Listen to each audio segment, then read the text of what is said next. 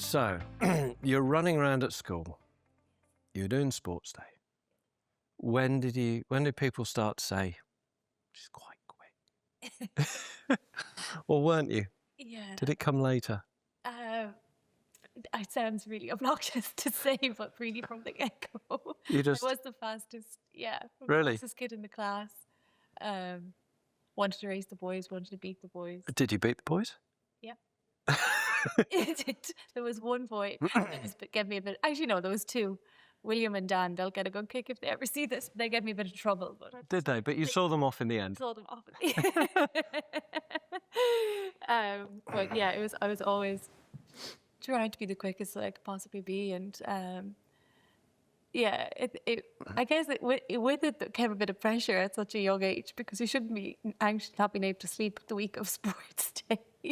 But no, not really. There was an anticipation that you would win. And I was quite fortunate in that regard, in that under 9 then. Under 9? Well, my parents brought me out to Waterford, where the Munster Championships were on, and the club had kind of advised not to go, that it was a big, big pool, the whole of Munster, and I ended up winning it, and top 4 qualified for the All-Irelands. The 60 was the sprint, and the 200 was the distance race. And I won them both, and then went on to the All-Irelands in Tullamore, and we won them both. But I say we, my parents did not participate in the race. They weren't running behind you and pushing you. It was very much a collective, family event as such, in that we took a weekend away, and just the enjoyment of kind of that, just time together and getting that. So you won All Ireland at the age of 7, 8 for 8. Parents, yeah.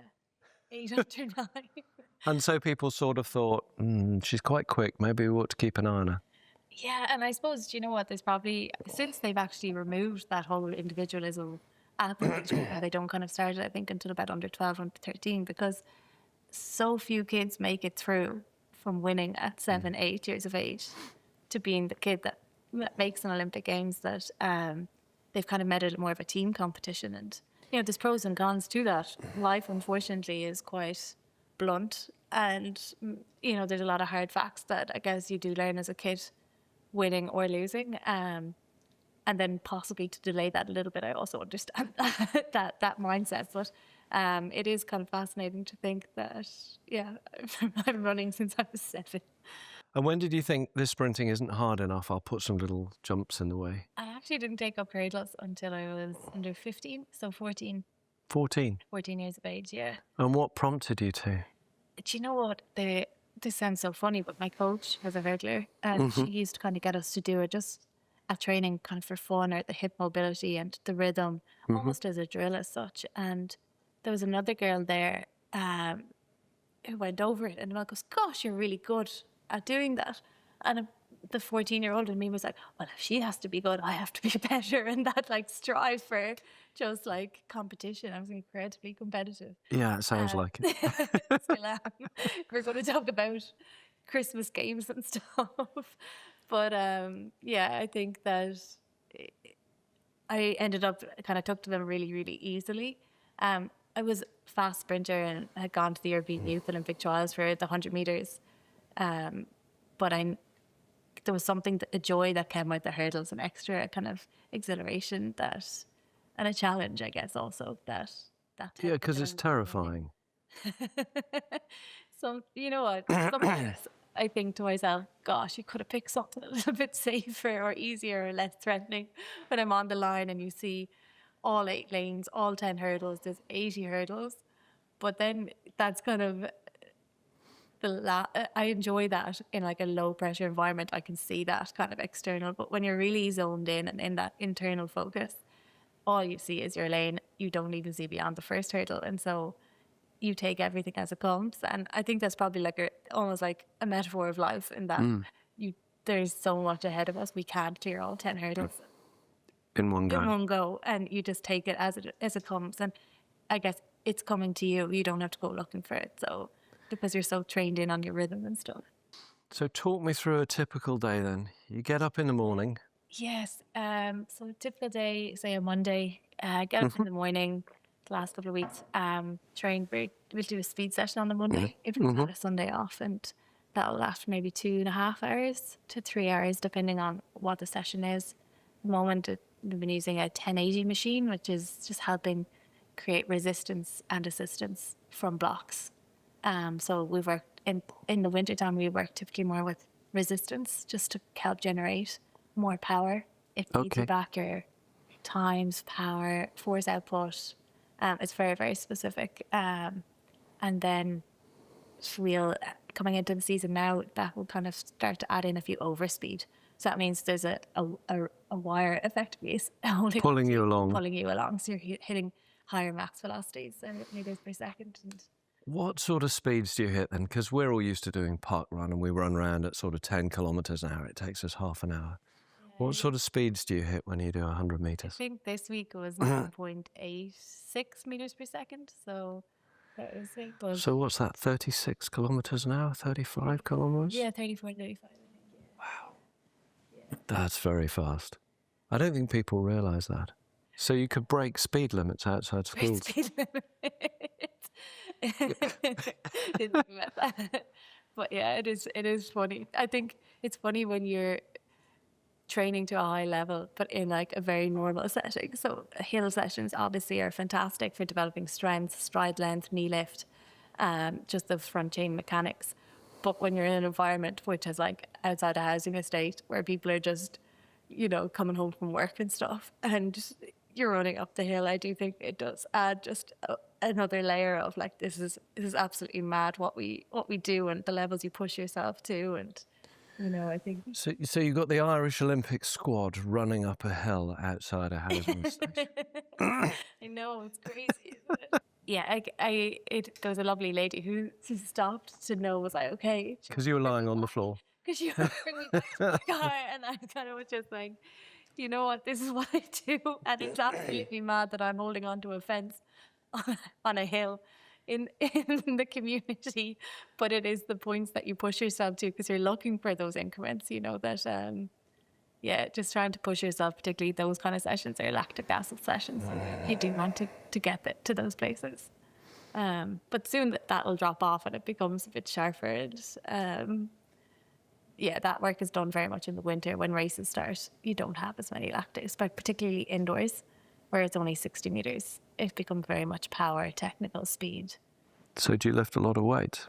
Yes, lift 2 to 3 times a week. 2 typically. For about 2 hours each time. But I do kind of do those sessions after a speed session because not that I guess my event is on the track. So you really do I want to prioritize what I do on the track. Every athlete's different. Fortunately, I've always been able to kind of build muscle quite easily, whether that's through diet or genetics. But it does mean that I don't need to, because a lot of science actually recommends that you do it earlier in the morning where your hormone levels are more optimal for lifting, but I think it very much depends on the person. How do you keep finding the motivation to go out there and hurt yourself and turn up? And Unfortunately, motivation has never been something that I've lacked. It's how do people brush their teeth every morning? It's just been very, very natural to me. It's been there my whole life. So fortunate I get to live out my childhood dream, and so few people are afforded that they get that privilege of, what you said when you were 7, you're actually still doing it. It's very much a part and parcel of who I am, and also I haven't attained my goals, my ultimate goals. What are your ultimate goals then? As a kid, I just wanted to be the fastest Irish person ever. And when I got that was genuinely... I thought you were. Yes, you've done that, haven't you? Yeah. But I want major medals. I want to be on... I've made 2 world indoor finals, but getting on that podium for Ireland, I have a European Games bronze, but it didn't quite happen in that championship moment. And I guess, do you know what I actually chase? It's not actually the physicality or any materials. It's the emotion, the feeling, the satisfaction. It's crossing the line, knowing you're better than you've ever been before. Very few things in life give you that objective data, particularly as you get older. In school you have exams that tell you exactly what % you got, what you got right, what you got wrong. And very few things are that objective in life that tell you, you're better today than you've ever been before, or you could be deeply satisfied with the work you've put in for that strive for excellence. So yeah. So you're going to the next Olympics? Hopefully. Yeah, of course, I'd love to go to LA. The qualification doesn't open until 2027. So this year, the main focus will be World Indoors in March in Poland and the European Championships in August in Birmingham. What next then when you can't do athletics anymore? Because that happens to everyone, doesn't it? That is $1 million question. Have you thought about that? Well, I'm a qualified physiotherapist. Okay, so that helps. That does help. And I think my parents had massive relief when I was, 22, just to know that potentially there would be a roof over my head if the running thing didn't work out. How did you fit that in? Yeah, it was a real challenge, I have to say, trying to, I guess the placement was probably the hardest. The studying was okay. Mm-hmm. But the placement, being on your feet for 1,000 hours throughout those years, not being able to rest. Not being able to rest. Working a 40-hour week, trying to be one of the best in the world at what you do, but starting on your feet for 40 hours in that week. And of course, you're maintaining the training hours, but it's just you're not recovering. You just can't quite adapt. And you can't always get the food you want either. The timing of the food, the stress of just getting from A to B that you don't typically have when you're a full-time athlete. Being a full-time athlete is a massive advantage. It's a choice that people have to, of course, make. And when in 2021, when I did decide to go all in, I backed myself. I had no sponsors, nothing, and to make that Olympic Games in Tokyo was purely, I decided to just back away from physiotherapy and go full time into athletics. COVID kind of forced me at that, and that you had to isolate for 14 days every time you came back from a race, before or after. So, and of course, you didn't want to give anybody COVID or get COVID. So, no. It did force my hand, but it definitely enabled me to see.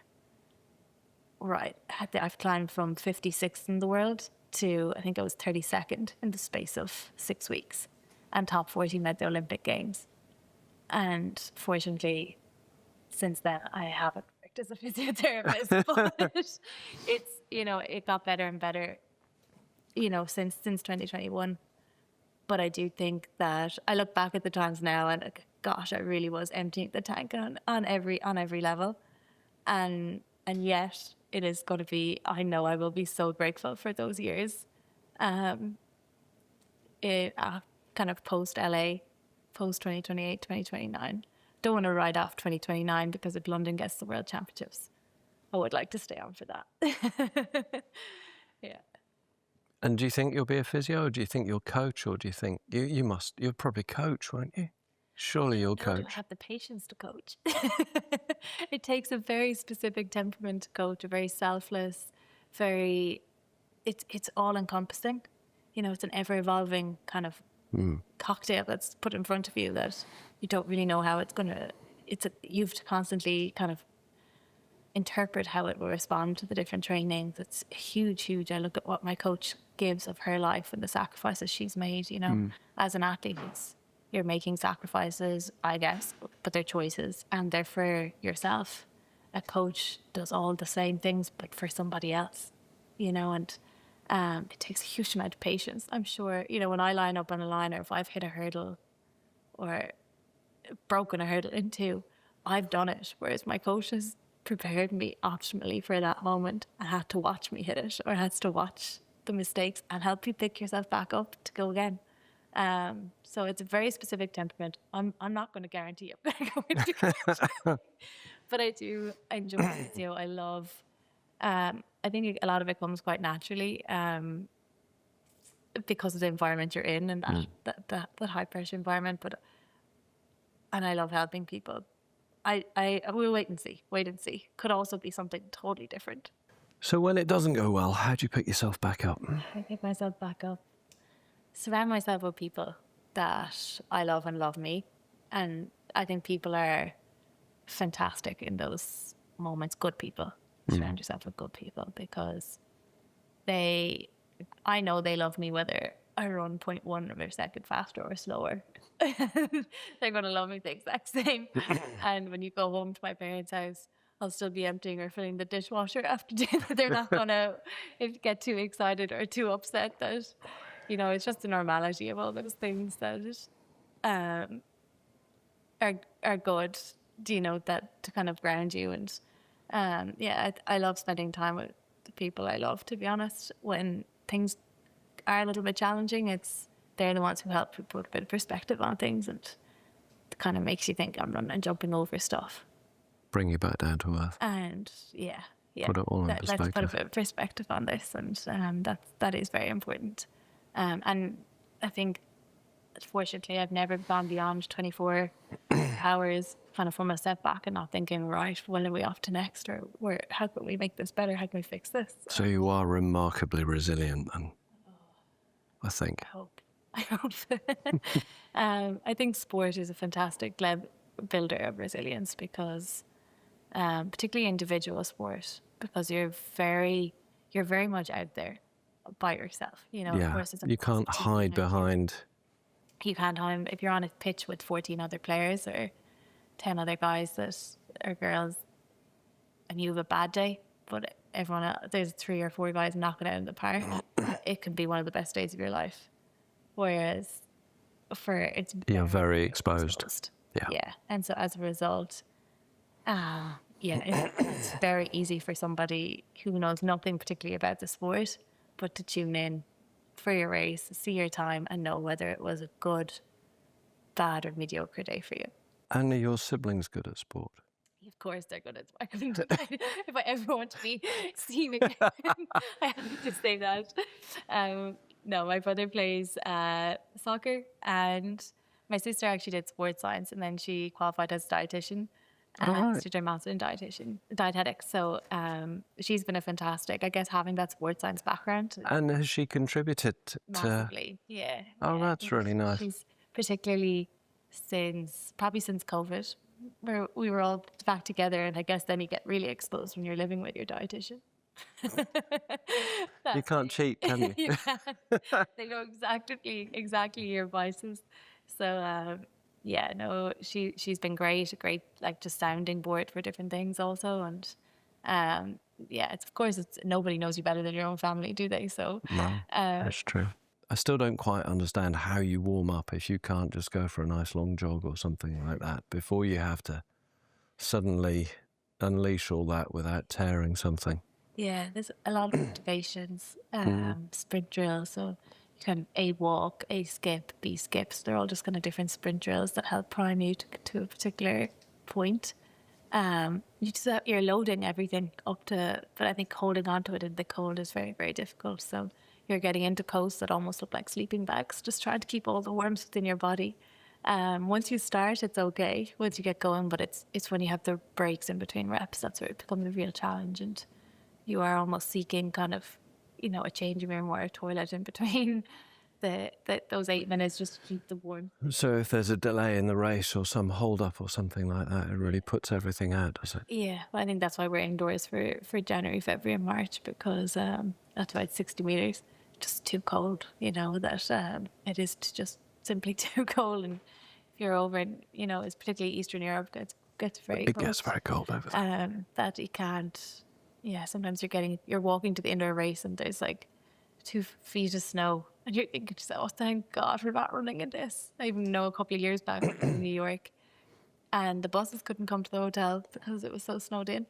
So we all had to walk to the subway. And then because the subway was still running, so it was. So you got the subway in, and then dry socks became I don't know, gold for that by the time we actually got to the stadium, because he still of course had to walk from the subway then on the other side to in. So just different challenges like that of course crop up, but it's the same for everybody, it is the same for everybody. But definitely when you see snow, you're thinking to yourself, goodness me, thank God we're indoors today. We got heat in the boats. And do you know all the other athletes on the tour? Yeah, we know each other quite well at this point, a few of us, because they're just used to racing each other. And I would have trained with the Dutch team for last two Decembers, not this year, but the last 2 Decembers. I know them quite well. I race against Nadine, and then Pia from Poland. Pia Szaszowska from Poland is I've also trained with her quite a bit, and Australia, Lisa, it's funny that it's in Hungary for a wedding, all because of the friends you're making on the circuit. So how do you balance, you are pushing yourself every day and there are potentially some long-term health consequences to that. How do you balance that side of things, or don't you think about the long term? Well, some mornings when you're going down the stairs, your body does let you know that, your tendons, your knees, particularly if you've done a lot of speed work or you've gone to a new level of speed that you haven't had, say, in the previous 6 weeks maybe, but your body does let you know all about it. But it's all those kind of recovery modalities and sauna, ice baths, and controversial, I know. Getting soft tissue, going to the right people. I think just getting on those recovery So there's a lot of time spent recovering as well. type of things, because and ultimately I think, look, we know that resistance training out, the World Health Organization, I think, recommend 150 minutes a week of physical activity, and 2 sessions of strength training. That's for the general public. Unfortunately, I've been doing that. You've been doing that for a while now. So I'm hoping that I'll reap the benefits of that. But I do definitely know I do pity my knees, and my ankles will have definitely had a lot of high impact forces gone through them. So if you know any orthos, We've got a few good orthopedic surgeons. Don't need the numbers, I think. And do sprinters get particular injuries which sort of catch up with them in the longer term, or not really? I think a lot of it comes down to just training balance. You're getting, the line, you're touching it all the time, because if you don't touch the line, you're never going to get the results. But you're just trying not to cross it too many times, because that's when the body just decides to shut down, and you're getting into a real vicious cycle of breakdown. So, I think it's doing all that you can, but in a very controlled manner, and no huge increments in load or decrements, just trying to keep it gradually building.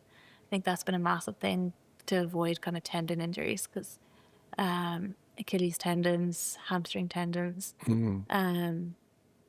there are several injuries, and you don't almost want to even speak of them to bring anything near you.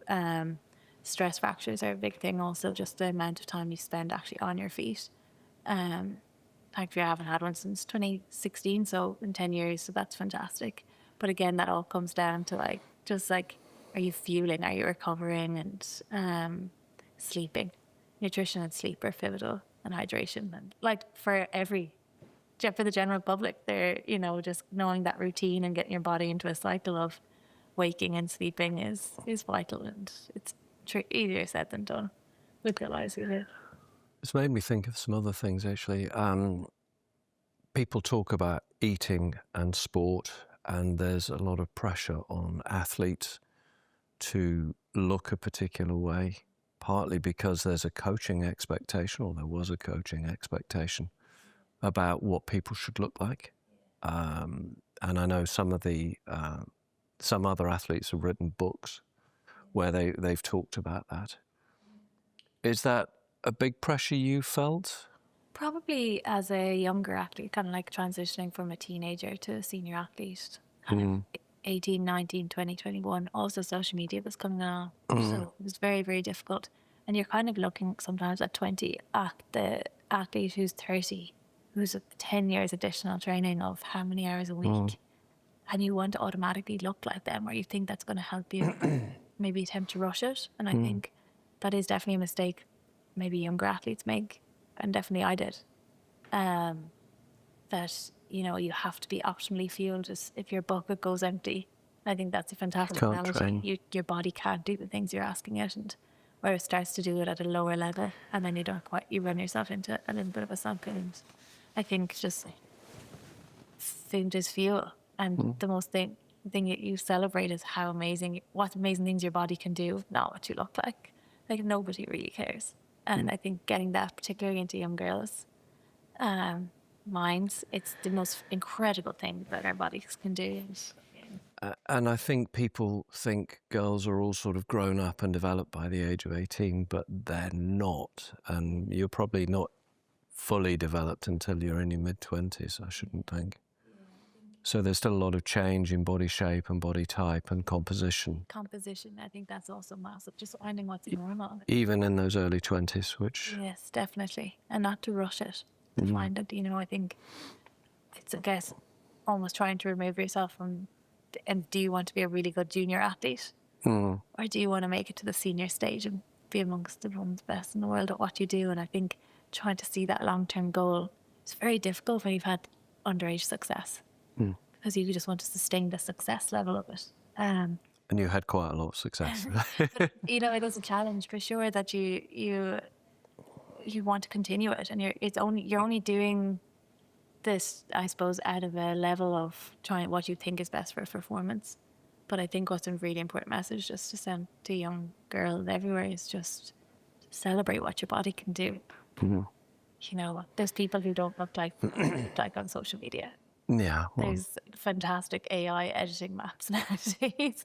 Can make you look like whatever you want. There is no level of, I think feeling healthy in yourself, feeling strong in yourself is such a privilege, and being your body, enabling your body to do incredible things is a feat that should be so further celebrated than a particular physique that you think you should have. Okay, here we go. Quiz. The first hurdle. So, when Sarah attacks the first hurdle, what has to work instantly? A, her heart, nerves and muscles firing together at speed. B, luck. C, hoping the hurdle moves out the way. You'd love to say B and C, but I know it's A. It's going to be A. Well done. Let's not deny that a bit of B and C does come into it. Do you think luck plays much part? I think you make your own luck, but I do think, you definitely, circumstances, being in the right place at the right time, there is a certain... I can't believe there's much luck to what you do. Yeah, there can't be much luck. I guess if your main rival has a false start and gets disqualified, that's lucky. But otherwise, there isn't much luck, is there? Often also we're so used to running into headwinds in Ireland that if there's a massive headwind in a stadium or in that moment... Or in poor weather. Yeah. You're going to be used to running in the rain, aren't you? The first heat, the next thing it lashes rain for the next two heats, or there's a big gust of headwind that picks up for the two semi-finals behind you, but you've had a tailwind. Yeah, I suppose there is a bit of luck. Luck helps. Never shun luck. Right. What helps Sarah clear a hurdle cleanly without losing speed? A, raw power alone. B, timing, rhythm, and raw power. Or closing her eyes and hoping. B. There is a lot of rhythm. We've talked about that to doing. Yeah, so you're really trying to hurdling. The segments in between the hurdles below 1.00. So it's how soon you get to the 0.97s and the 0.98 of a second in between hurdles, and then how long you hold on to them.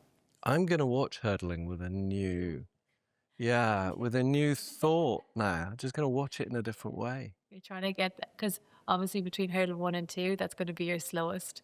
So you might try to 102 or 101.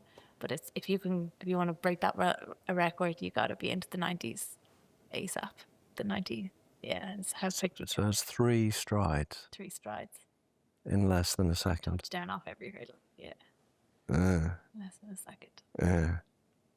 Yeah, I won't be doing that. Hidden hurdles. What's a hidden hurdle that catches out athletes?